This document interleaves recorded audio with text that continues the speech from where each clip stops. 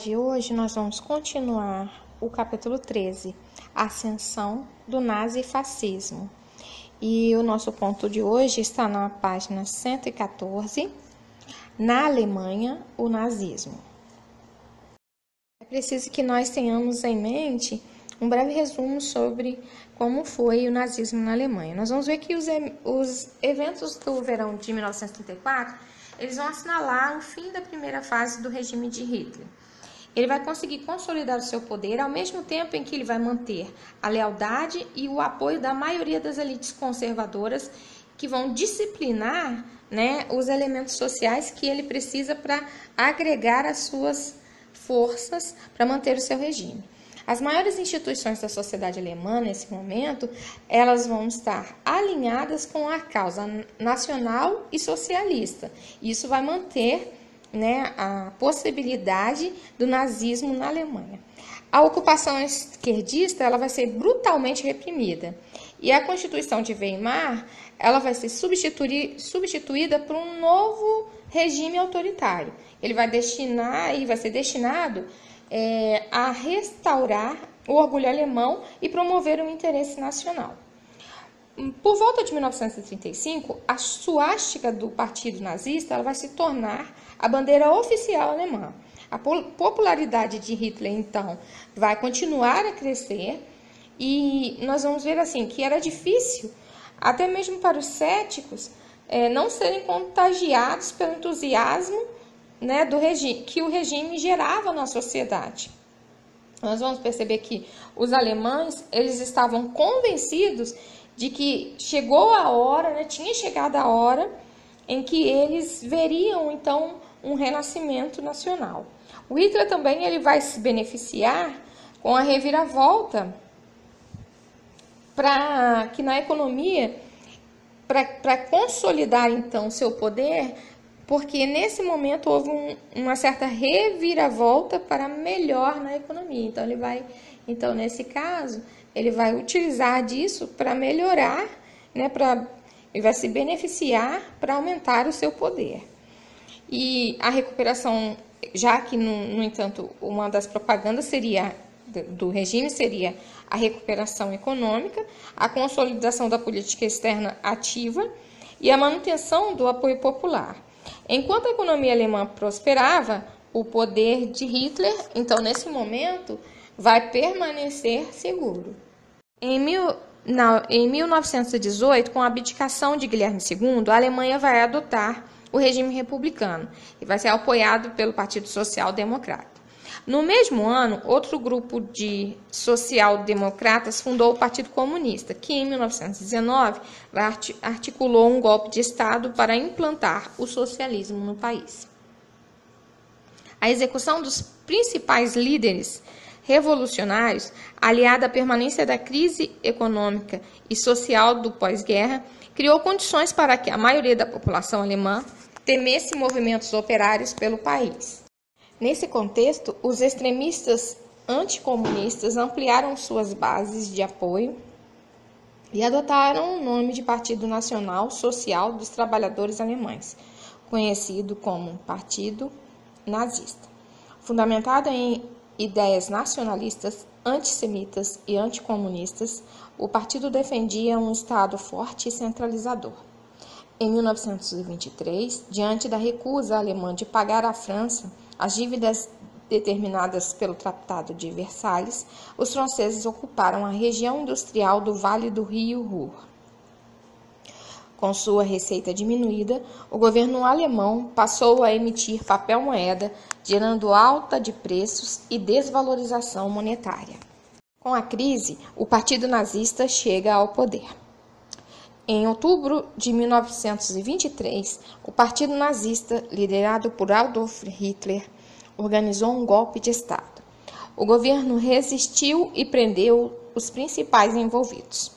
Entre 1924 e 1929, graças a financiamentos dos Estados Unidos, a economia alemã superou sua crise econômica mais aguda. No entanto, com a crise de 1929, os problemas voltaram. Nesse contexto, Os deputados nazistas receberam apoio dos setores conservadores, que temiam as propostas comunistas. O crescente prestígio do Partido Nazista levou o presidente da Alemanha, Hindenburg, a nomear Hitler seu chanceler, cargo que lhe dava o controle do governo.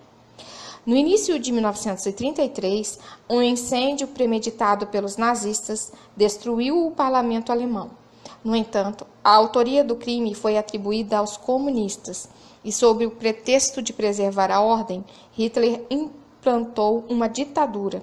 Jornais foram censurados, greves proibidas, partidos fechados, criaram-se campos de concentração.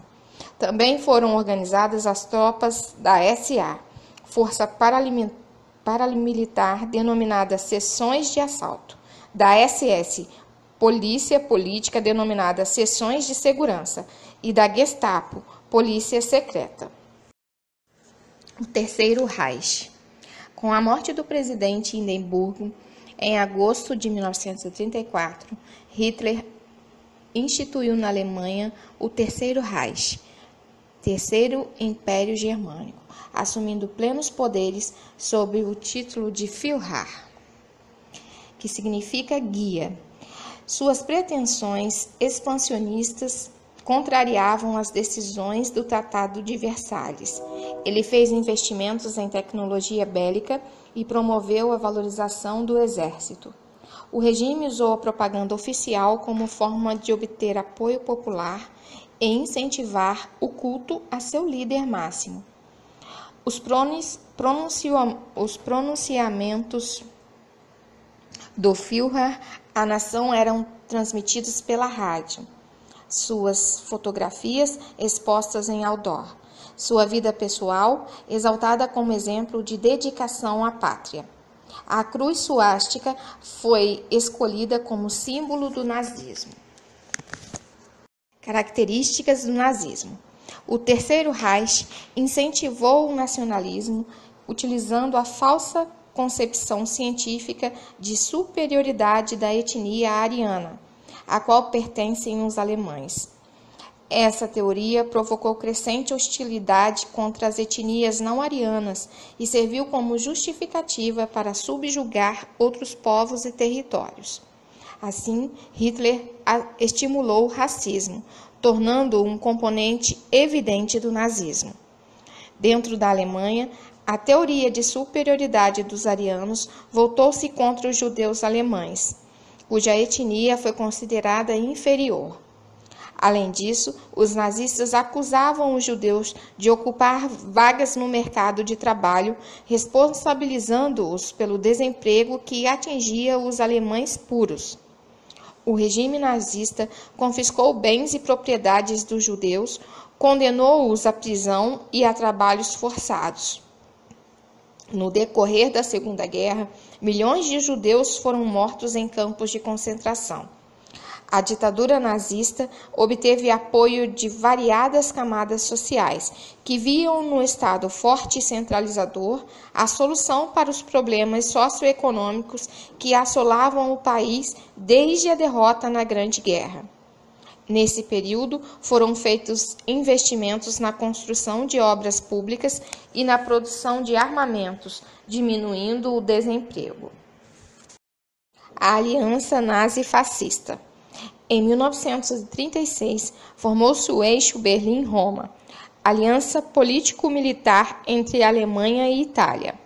O primeiro ato em conjunto dos dois regimes foi intervir na guerra civil que ocorria na Espanha, enviando tropas e armamentos para a facção fascista liderada pelo general espanhol Francisco Franco, cujo objetivo era instituir um regime político autoritário, nacionalista, militarista e anticomunista em território espanhol.